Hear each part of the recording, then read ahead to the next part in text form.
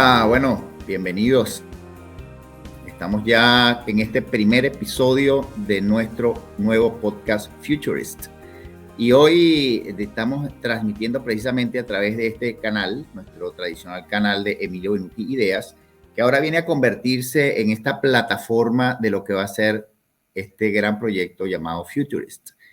Y voy a estar acompañado, esto va a ser un programa que lo vamos a hacer a dos manos. Voy a estar acompañado de mi amigo César Naranjo desde Caracas, Venezuela. César es un hombre de negocios, un hombre que ha estado metido en el mundo empresarial durante muchos años, un hombre que conoce de radio, un hombre que conoce el mundo y que está siempre detrás de todo este tema de las estrategias. Y en este sentido creo que vamos a tener una excelente programación.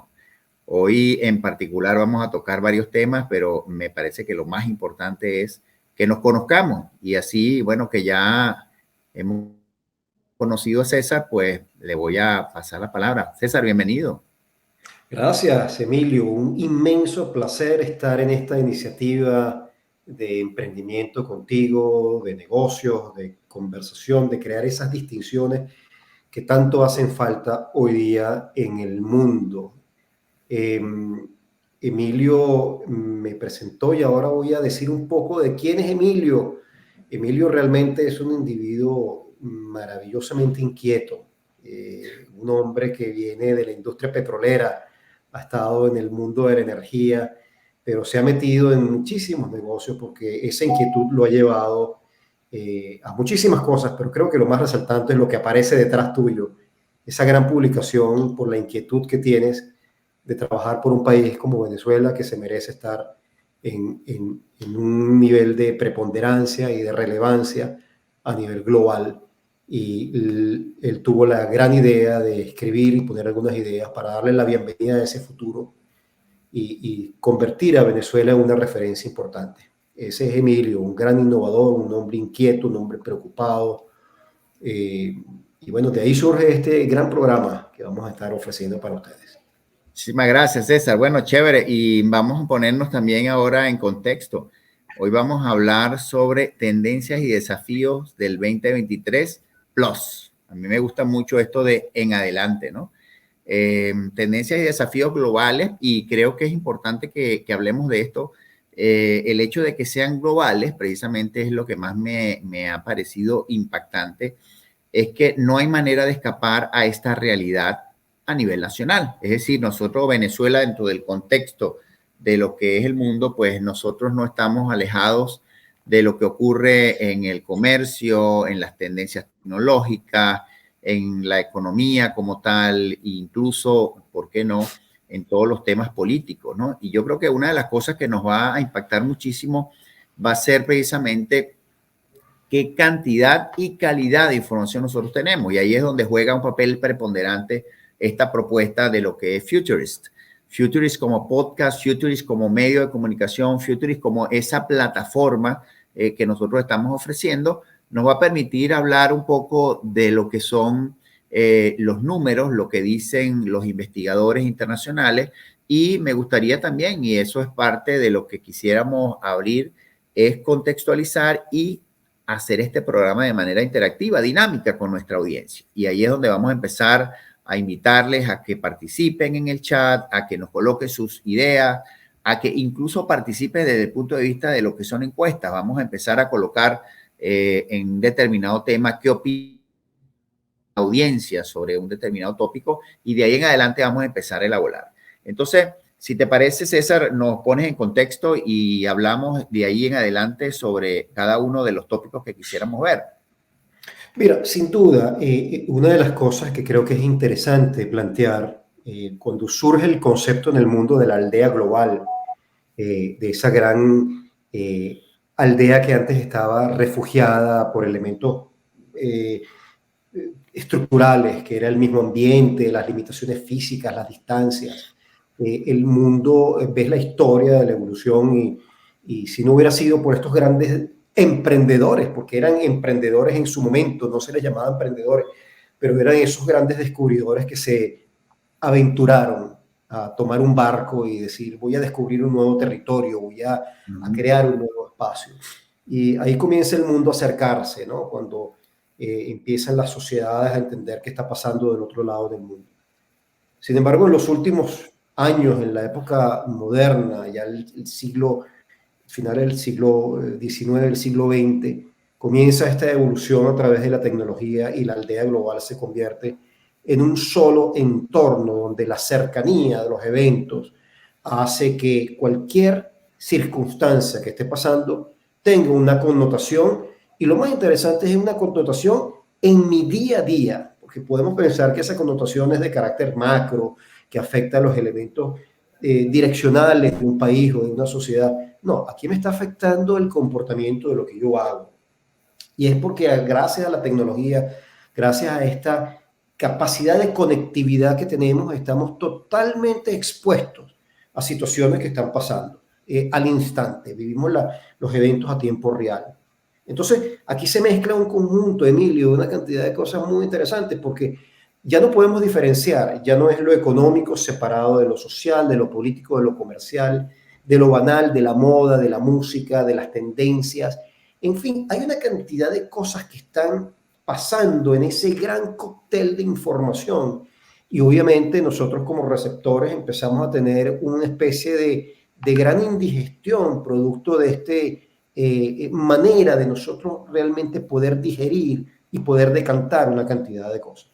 Y como toda esta información nos sirve para nosotros direccionar el estilo de vida que queremos, los propósitos de vida que queremos, individuales, colectivos, familiares, sociales, empresariales, organizacionales, gremiales, etcétera, etcétera, dependiendo de la dimensión de la sociedad, tenemos que ser muy hábiles en distinguir y en depurar qué información verdaderamente para nosotros va a ser relevante. Entonces, una de las grandes cosas de Futurist que tenemos que hacer, y fíjate qué interesante, ambos tenemos lentes, ambos usamos lentes para ver, y es casualmente esto, los invitamos en este momento a toda la audiencia que se coloque un lente que tiene que ver como una especie de filtro para poder entender todo lo que se dice. Aquí en Futurist vamos a hablar de muchísimas cosas, vamos a dar muchas opiniones, no necesariamente vamos a estar en el plano de la verdad, porque la idea es que cada uno tiene un racional, y parte de todo lo que necesitamos en el futuro, y lo vamos a ver también dentro de un rato,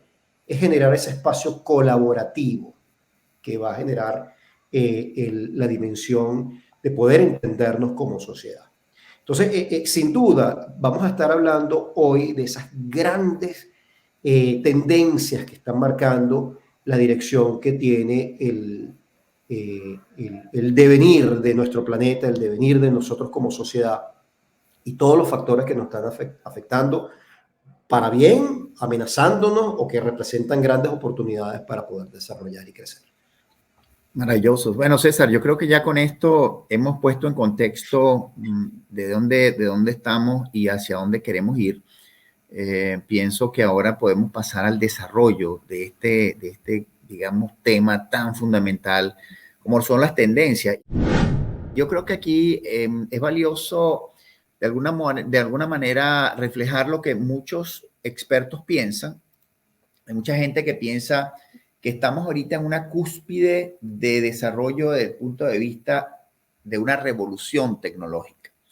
Yo creo que esto es clave porque hay una serie de innovaciones revolucionarias, hay una serie de puntos de transformación desde el punto de vista de lo que es la transformación digital, que está afectando de alguna manera la forma de vivir de nosotros, digamos, en la actualidad, y de trabajar también, por supuesto. Y yo creo que si nos ponemos a ver lo que sucedió en los últimos años, yo creo que el año 2019, cuando estaba terminando, nos venía trayendo una sorpresa que nadie se esperaba, que fue lo que de alguna manera representó la pandemia del COVID. Y cómo esta, digamos, pandemia que todavía la gente no entendía, ¿no? Y de hecho fue tal que es apenas en marzo del año siguiente, o sea, del año 2020, cuando la Organización Mundial de la Salud declara que hay una pandemia. O sea, oficialmente se declara que hay una pandemia. Y como dicen, on the top of that, además de, viene la gente bueno, los países digamos, del que tienen el control de alguna forma de lo que es la energía, en este caso Arabia Saudita y Rusia en su momento, y empiezan una batalla de precio del petróleo, lo cual de alguna forma crea que exista una crisis energética, y no solamente eso, para mí totalmente desubicado y bueno, desafortunadamente fuera de control, que hizo que todo lo demás se multiplicara. De hecho, pasó que con la pandemia vino el hecho de que disminuyeron, digamos, los medios de transporte se vieron afectados, disminuyeron los vuelos a nivel internacional, disminuyó el consumo. Entonces, esa estrategia de querer disminuir digamos, la oferta en el mundo, digamos, energético, no tuvo un efecto real porque realmente se disminuyeron los consumos y al disminuir el consumo baja el precio. Entonces, lo que se trató de hacer al final fue más bien agudizar lo que estaba sucediendo. Entonces, lo que queremos decir con esto es que pensando en lo que sucedió, ¿verdad?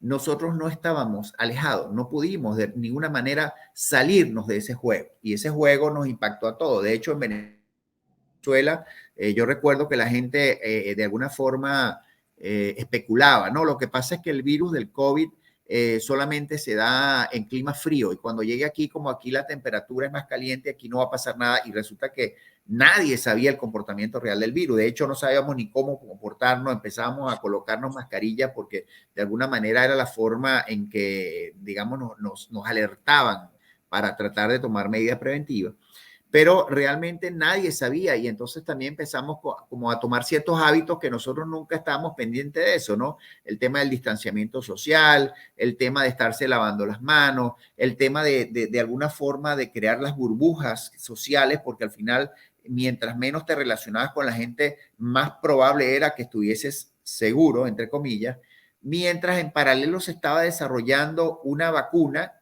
que terminó siendo motivo de controversia a nivel mundial porque unos estaban en favor, otros en contra, uno decía que cómo era posible, pero nos dimos cuenta de lo que es en el mundo comercial las oportunidades, porque países como Alemania, que ya tenían mucho tiempo trabajando con estos modelos distintos de vacuna, bueno, la pusieron en el mercado y resultó ser todo un éxito, ¿no? Entonces empezaron ahora las competencias entre las distintas farmacéuticas. Vamos a ver el planteamiento, digamos, tradicional de las vacunas, que son los mismos virus, pero de alguna forma debilitados, versus lo que era la transformación de punto de vista de lo que es el ARN y todo aquello.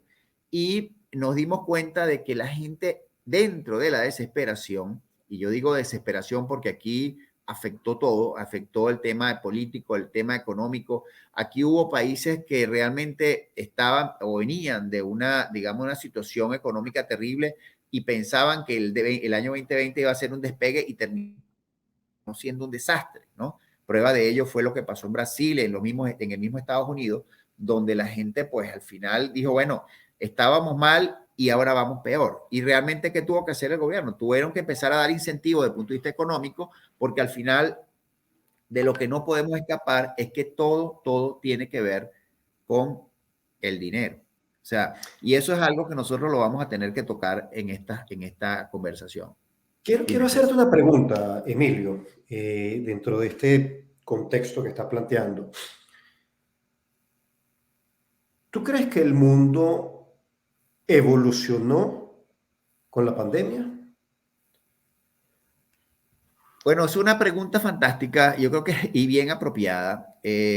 Mira, fíjate que desde el punto de vista tecnológico, quiero ver cómo un efecto desde el punto de vista biológico, desde el punto de vista de lo que es un virus que afecta a la salud, hizo que evolucionara la tecnología. Y no quiere decir que la tecnología no estaba, digamos, en un punto de desarrollo importante.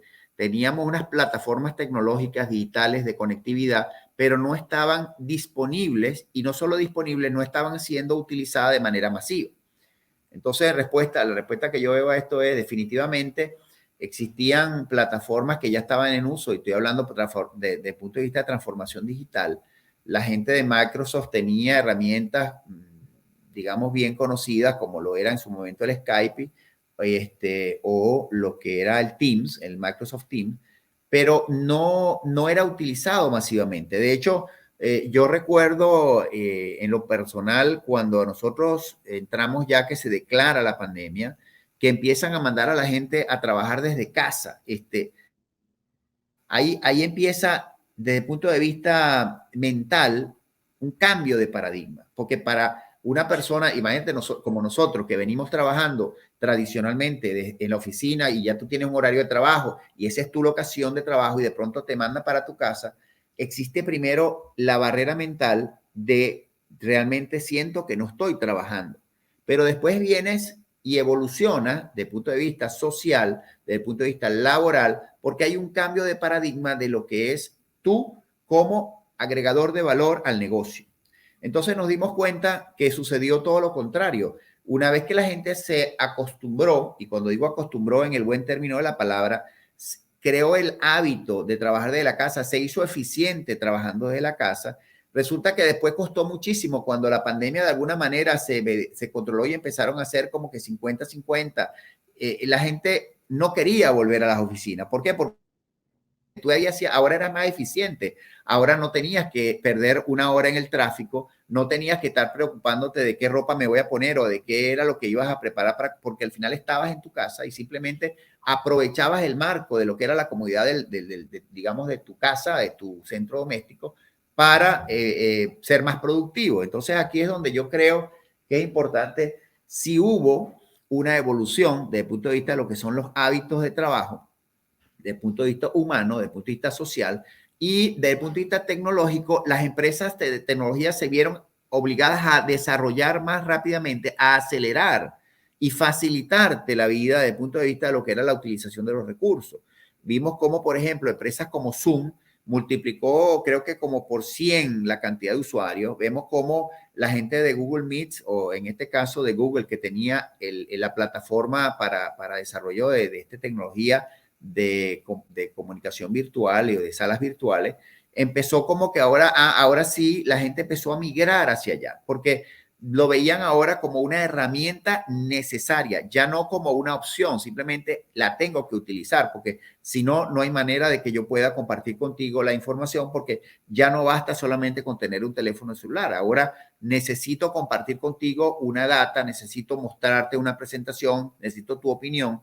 Y no solamente eso, nos hicimos más eficientes hasta en el manejo de las reuniones. Si te pones a ver desde el punto de vista de lo que es el empresario, el trabajador, que tenía que movilizarse de una sala de reunión a otra y entonces perdías el tiempo, entre comillas, para movilizarte físicamente. Ahora no, ahora simplemente saltas de una reunión a otra y se presentan otros inconvenientes, ¿no? El tema de reuniones que son back to back, una a continuación de la otra y que no te da chance ni siquiera para ir, digamos, a hacer una necesidad fisiológica.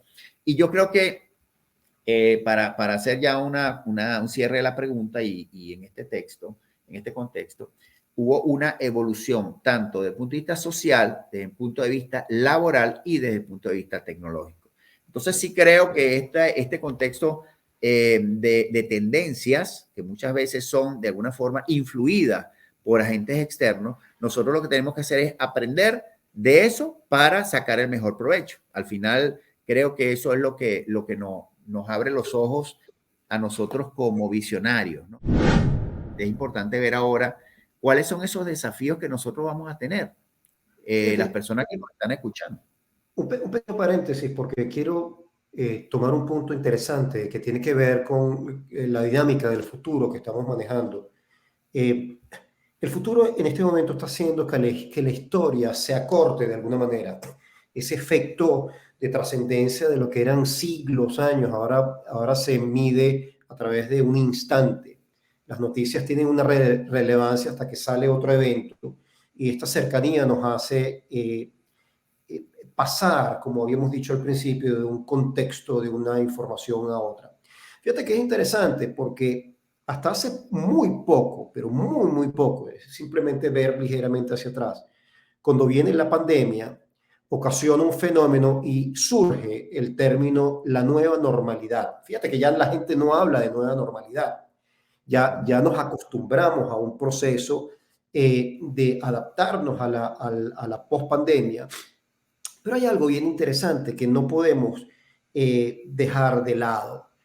La tecnología venía evolucionando, si bien mencionaste que había muchas tecnologías que estaban ya en el plano del desarrollo, todavía no se habían masificado, venía con una tendencia importante y lo que hace la pandemia es dar un proceso de aceleración, es un catalizador para hacer que las economías realmente cambien la manera de trabajar. Fíjate, ilustraste cómo es el trabajo remoto, cómo es el uso ahora de los activos, la eficiencia en el manejo del tiempo. Pero una de las cosas relevantes que creo que marca muchísimo el esquema desde la pandemia es la manera como el mundo hace comercio. Porque la pandemia no elimina el efecto transaccional de las necesidades que tienen los seres humanos de adquirir bienes y servicios. Lo que sí cambia dramáticamente es la manera como yo me estoy relacionando en la transacción. Y sin duda el comercio electrónico, el acercamiento en el manejo de datos para yo poder acceder a una cantidad de cosas que viene combinado de otros elementos que lo tienes ahí en tu agenda, Emilio, y dentro de un rato lo vas a mencionar, que es todos estos componentes donde la inteligencia artificial, el manejo de la data, el manejo de referencias de muy avanzada tecnología, hacen que ese día a día sea, que la tecnología sea mucho más democratizable, mucho más accesible, además con una tendencia de costo cero, porque puedes ver lo que nos costaba hasta hace relativamente poco adquirir un teléfono celular. Hoy es un commodity que prácticamente lo adquieres a precios relativamente económicos y todo el mundo dispone de un dispositivo celular. Entonces, este contexto es bien importante dentro de la pregunta si el mundo evolucionó, porque hubo un cambio drástico en el contexto. Sin embargo, fíjate lo que es la realidad geopolítica, que son elementos que no podemos manejar. Salimos de un muy complejo proceso de entendimiento y de adaptabilidad producto de una crisis de sociedad por la pandemia y entramos en un conflicto que agrava ahora el despegue, que es el conflicto entre Rusia y Ucrania. Y eso tiene una alteración en los esquemas, no solo geopolíticos, porque no estamos hablando de los polos de la OTAN contra los otros esquemas de hegemonía o de control del mundo, sino que estamos hablando que se crea un desbalance en una economía que ya venía reprimida a nivel energético y los elementos de seguridad que empiezan a atender. Pero eso va a ser parte del próximo tema que vas a estar abordando, que vamos a estar abordando aquí en The Futurist. Sí, bueno, yo creo que hay muchos elementos y creo que es mejor, a mí siempre me ha parecido este enfoque de cuando uno dice es posible comerse un elefante, yo le digo, mira, la mejor manera de comerse el elefante es comérselo por pedacitos, ¿no? Esto que estamos hablando es tan grande y tan impactante que nosotros tenemos que empezar a analizar cada caso, y me refiero al impacto, las tendencias y cómo cada una de estas cosas tiene que ser analizada y cómo eso me afecta a mí. Yo creo que ahora, y esto creo que es importante analizarlo a la luz de lo que es el impacto de todo lo que hemos hablado, ¿verdad? Tú mencionas algo importante, es el crecimiento de la economía digital. El crecimiento de la economía digital es algo que se mide con el aumento en el número de las empresas y no solamente eso, el número de personas conectadas. Y entonces esto está en línea con lo que tú decías. Ahora yo acceso a toda esa economía digital desde el momento en que yo tengo un celular en la mano, un teléfono o algún dispositivo que me permita accesar, bien sea con una tablet, hasta con un computador, que me permite entonces empezar a buscar qué es lo que hay disponible y todo va a empezar a cambiar desde el momento en que yo tenga capacidad para comunicarme. No solamente va a depender del dispositivo, va a depender de que yo tenga conectividad, pero también es importante saber cuáles son, digamos, los productos que la gente necesita. Y ahí es donde entonces entramos en el marketing digital, entramos en otros elementos de gran impacto y que obviamente nosotros vamos a tener que empezar a entender, sobre todo las personas que nos están escuchando, que tienen como objetivo desarrollar un negocio. Entonces, bueno, yo te voy a decir a ti, mira, no se trata solamente de montar el negocio, porque cuando tú montes este negocio, de punto de vista de la oferta de servicio, vas a necesitar un recurso humano. Entonces ahora tengo que ir a ver cuál es ese recurso humano. Entonces vamos a tener que decirle a las personas que nos están oyendo cuáles son esas carreras que en el futuro van a desaparecer. Y por el otro lado, cuáles son las carreras que tú vas a tener que estudiar. Cuáles son los productos que tú vas a necesitar desde el punto de vista de desarrollo profesional. De hecho, mira, a mí me gusta mucho el tema de lo que es el avance tecnológico, y yo tengo una anécdota que me sucedió en 1986. Un poco, el programa se llama Futurist, pero tú no puedes mirar hacia el futuro si tú no ves de dónde vienes, ¿no? Y yo recuerdo, yo estaba trabajando en el departamento de ingeniería en una empresa de petróleo, y nos mandan desde Caracas, por cierto, que hagamos el presupuesto para los próximos 5 años. Y de pronto yo estaba metido, un poco para los que nos escuchan, que a lo mejor no vivieron esa época, pero yo estaba metido en un saloncito que había 2 computadores y una impresora. Ese salón le llamaban la sala de micros. ¿Por qué? Porque no existían computadores, la gente trabajaba, era allí.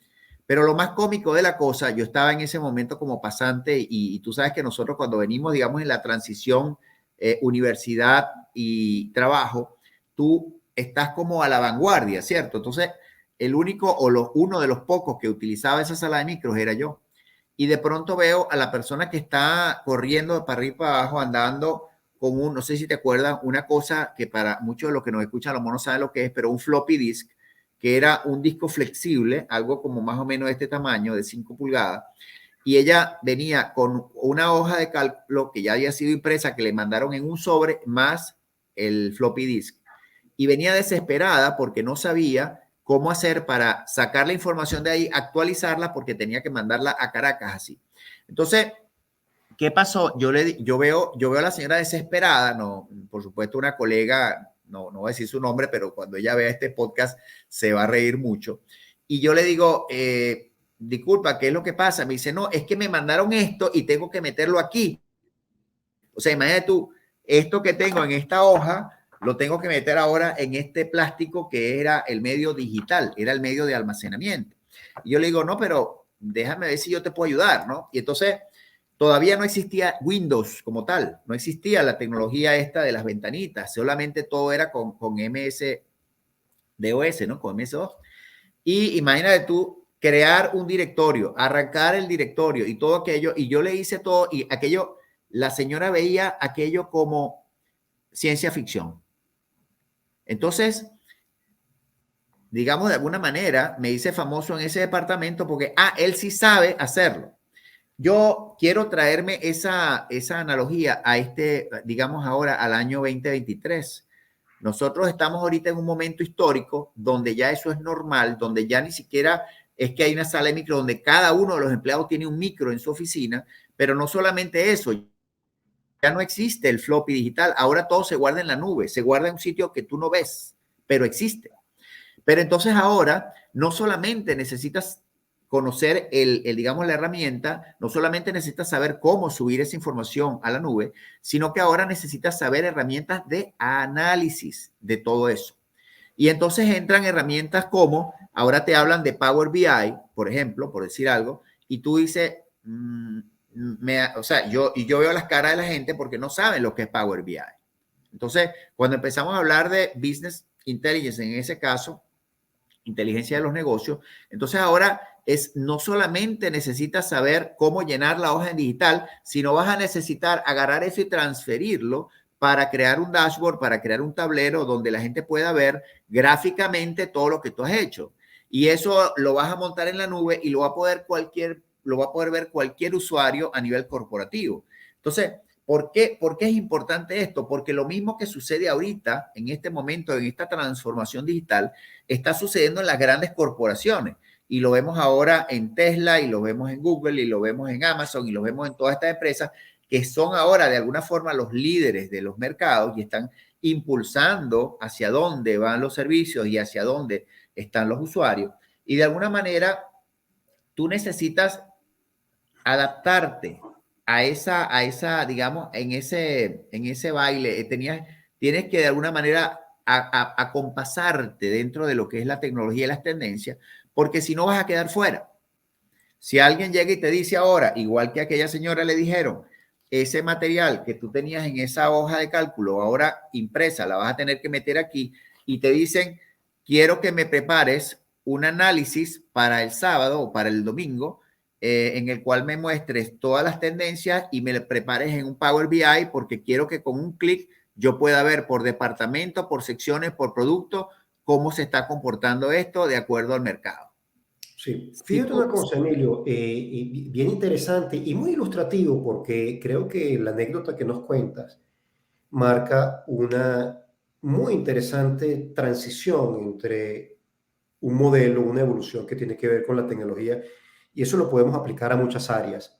Creo que es importante también dentro del contexto de la historia ver la capacidad en la curva como si fuera una curva exponencial de lo que ha pasado en términos de reales invenciones en los últimos años.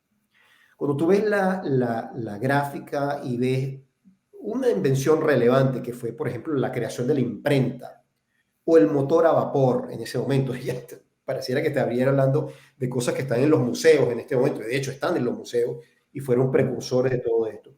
Pero llega un momento cuando se abre el espacio del microchip, cuando se abre todo esto, que el acercamiento entre la creación de una nueva invención y sin duda el Internet ejerce un papel importantísimo en todo esto. Empiezas a encontrar cómo el mundo empieza a descubrir y a explorar una cantidad de productos, de bienes y servicios que no tienen capacidad y no tienen tiempo de asimilación. Es prácticamente tú los adquieres e inmediatamente lo usas. Y de hecho las nuevas generaciones van a pasar, sin duda va a haber una transición diferente, pero va a ser una transición de una evolución de otro tipo de magnitud. Ya esta nueva generación ya nace con un ADN de digitalización, de destreza digital para la comprensión de este tipo de cosas. Un tema puede ser el mismo metaverso, pues ¿qué pasa en este mundo del metaverso? La misma nube, que es algo etéreo, que está por ahí, y usted tengo almacenado todo esto. Ahora, el punto que quiero resaltar, porque me parece bien interesante tu análisis, es el mundo se ha debatido y por eso es que es bien importante entender cuál es el impacto que va a tener todo esto. El planeta Tierra, las sociedades se han movido siempre dentro de polos que están marcados por extremos. Una tendencia que está de este lado, llámala blanco, negro, izquierda, derecha, norte, sur, como lo quieras llamar. ¿Sí? Simplemente hay una clara polarización de las corrientes. Entonces hay sociedades que se pliegan a una y sociedades que se pliegan a otra. Dentro del contexto de todo esto, porque estamos ahora viviendo una aldea global común, nosotros tenemos que medir el liderazgo global, tiene que medir cuál es el impacto que ocasiona ese riesgo. Y el riesgo está asociado a grandes desbalances. Por muchos años vivimos un desbalance entre los países industrializados y las economías menos favorecidas, y eso creó una brecha enorme que tenía un impacto en la cultura, en la manera como se consumía, inclusive en el beneficio de la mejora de la salud, de la educación, de los estándares de vida, etcétera, etcétera. Hoy día, la tecnología que está haciendo, la tecnología, si bien ha favorecido muchísimo el desarrollo de todo esto, lo que ha hecho también es al hacer que las brechas sean muchísimo más grandes entre algunas sociedades que no tienen capacidad de asimilar una cosa a otra. Sin embargo, la tecnología creo que ha hecho algo muy bueno, que es que ha democratizado el uso de la tecnología. El teléfono celular es un gran ejemplo, el teléfono inteligente, el Internet, la penetración. Todavía hay sociedades que adolecen de servicios de interconectividad, pero sin duda estamos en un mundo de conectividad global en donde estos factores son bien importantes. Ahora, hago esta mención porque no quiero alejarme del concepto del riesgo y del impacto que tiene estas cosas que estamos conversando, Emilio. Fíjate, acabamos de terminar, recientemente terminó la semana pasada, el Foro Mundial de Davos, lo hacen todos los años en enero, el World Economic Forum, siempre hacen unos análisis bien interesantes. Y fíjate que si bien la tecnología es un componente determinante en el desarrollo de lo que está sucediendo en este momento, hay unos componentes en el panorama de riesgo que hoy día no tienen que ver necesariamente con la tecnología. No significa que no vaya a ejercer. Hay uno muy importante. Fíjate, en la manifestación de este momento de riesgo que estamos viviendo, los 5 primeros puntos en la encuesta tienen que ver. El primero, tú lo mencionaste hace relativamente al principio de la conversación. Una crisis energética global, producto de que la demanda se vio reprimida por la pandemia. Ahora está el mundo en una necesidad de emerger y tiene un conflicto de accesibilidad a la tecnología. Y estamos hablando de un gran debate en este momento porque la tecnología fósil sigue teniendo un gran predominio. Obviamente emergen nuevas tecnologías como son la tecnología a través de la electricidad, otros mecanismos alternativos de energía, pero sin duda el mercado energético está muy determinado ahorita por la producción de petróleo y gas. El segundo componente, que no lo hemos tocado y que es una consecuencia derivada de todo esto, es el gran proceso de recesión global que trae como consecuencia una escalada inflacionaria que no se había visto en muchísimo tiempo. Esta es la segunda preocupación de riesgo que hay, que surge de las conclusiones de Davos. La crisis del costo de vida, producto del tercer componente, que es el incremento abismal de las tasas de inflación global. En términos muy resumidos, la inflación global surge porque las economías, las grandes economías tienen que, de alguna manera, contener la debacle económica y tienen que hacer una inyección inmensa de recursos de capital que encarece, de alguna manera, esa capacidad de liquidez que tiene ese mercado y se crea entonces esta gran tsunami inflacionario. Consecuencia de todo esto, empieza a aparecer, y nuevamente viene el efecto de la crisis entre Rusia y Ucrania, una situación ambiental. Y es interesante porque los problemas ambientales van a ser determinantes en los próximos 10 años. En los primeros 10 efectos de potencial riesgo, hay 6 que tienen que ver con efectos de adaptabilidad y manejo climático. Y estos son factores que pueden cambiar enormemente. Fíjate que no estamos hablando de otra pandemia. Más bien los efectos de pandemia aparecen con un nivel de riesgo mucho más alejado. El efecto ambiental genera un cambio que las sociedades no saben manejarlo. Nos va a pasar algo muy similar con la pandemia, que los países no van a tener capacidad de poder adaptarse a estos cambios climáticos, a estos procesos inesperados que está viviendo el mundo en este momento. Y obviamente eso cambia la manera de también nosotros desempeñarnos. Y aparece como quinto elemento el primer efecto de riesgo tecnológico que tiene que ver con dado que migramos ahora a un mundo totalmente digitalizado, dado que ese floppy disk pasó ahora a algo que es el día a día, el Internet de las cosas, donde yo ahora convivo con información que tengo en mi teléfono celular, que procesa más datos y más capacidad de procesamiento que la que tenía el Apolo 11 cuando llegó al hombre a la luna. Es sorprendente. Y el efecto de riesgo que tiene toda esa data, porque entramos en efectos de privacidad, de consumo, tiene que ver con la vulnerabilidad que tiene a través del hackeo y los ciberataques en cuentas determinantes que yo puedo tener para poder manejar esto. Estos son los 5 componentes de riesgo medular que están pasando en este momento. Obviamente, en la escala de 10, hay otros efectos que son las crisis geopolíticas que pueden pasar, los conflictos entre estados. Y nuevamente, esta interconectividad causa una nueva manera ahora de ver las cosas. La gran pregunta es ahora, y quisiera saber tu opinión, Emilio, en esto, es, dentro del planteamiento del futuro, ¿cómo crees tú que las sociedades van a generar ese equilibrio teniendo tantos elementos en esta ecuación que son muy, muy complejos de manejar? ¿Llegará el mundo a tener equilibrio? ¿Se mantendrá dentro del esquema de la misma polarización que tenemos? Fíjate, la Guerra Fría terminó, pero todavía sigue vigente muchos elementos de ese famoso concepto de la Guerra Fría.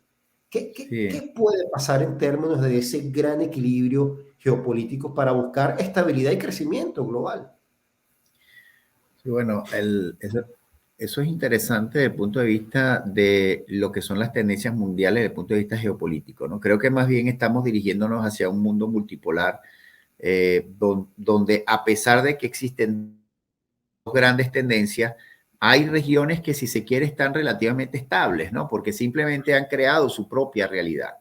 Y creo que de alguna manera eso es una tendencia que existe, aunque existe una tendencia global, cada uno de, digamos, de las regiones tiene como su propia realidad. Y tú lo ves en Asia y tú lo ves en Europa y después lo ves en América Latina, como cada una está como que moviéndose en una dirección determinada y donde a veces ni siquiera importa lo que está sucediendo en la parte política. La gente dice, me cansé de esto, yo simplemente quiero desarrollar mi vida. Y eso está pasando incluso en Venezuela, ¿no? Si tú te pones a ver los elementos que están sucediendo ahorita en Venezuela, donde indistintamente de las crisis políticas, la gente dice, yo quiero vivir mi vida y la voy a vivir de esta manera. Eso es un proceso que se está repitiendo en diversas partes del mundo.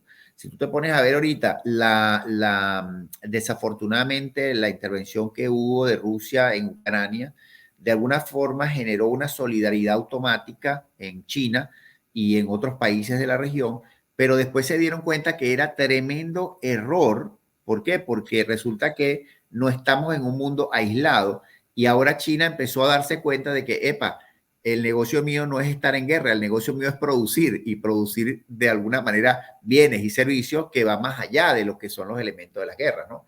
Entonces, aquí es donde nosotros tenemos que empezar a calibrar cómo cada país, de acuerdo a su influencia y a su preparación, puede ayudar a un país o al otro. Y, por ejemplo, hay ciertos países que tienen, aunque no parezca, tienen la capacidad para hacerlo.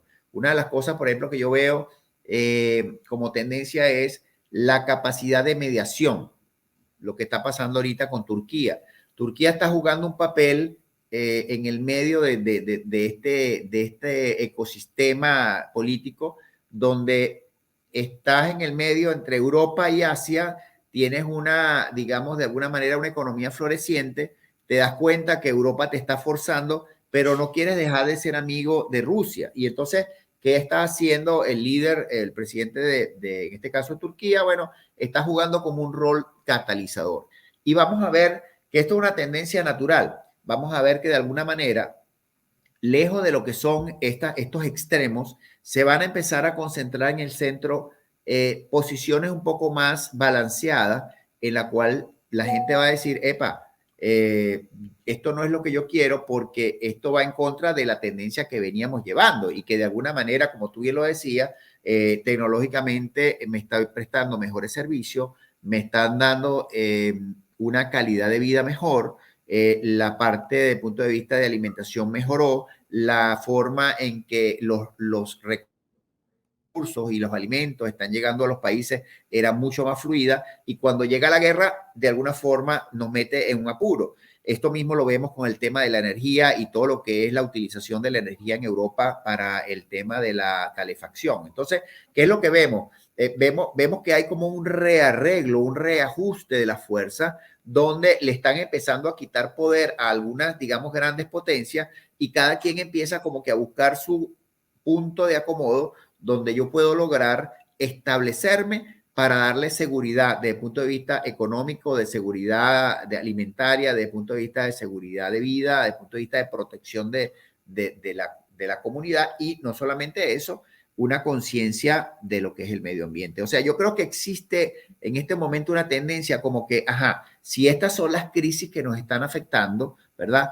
¿Cómo hago yo para que la gente comprenda, se sensibilice sobre lo que es el cambio climático? Entonces, el cambio climático depende de que la gente entienda cuál es su rol dentro de la comunidad. Bueno, vamos entonces a trabajar un poco el tema del reciclaje. Vemos que hay unos países que van como que a la cabeza y otros están como que en la cola, ¿no? Pero de alguna forma, y eso es lo que permite la tecnología, estamos viendo que esto se balancea y sí creo que va a existir en algún momento una estabilización y creo que va a ser muy pronto de lo que son los aprendizajes de todas estas crisis.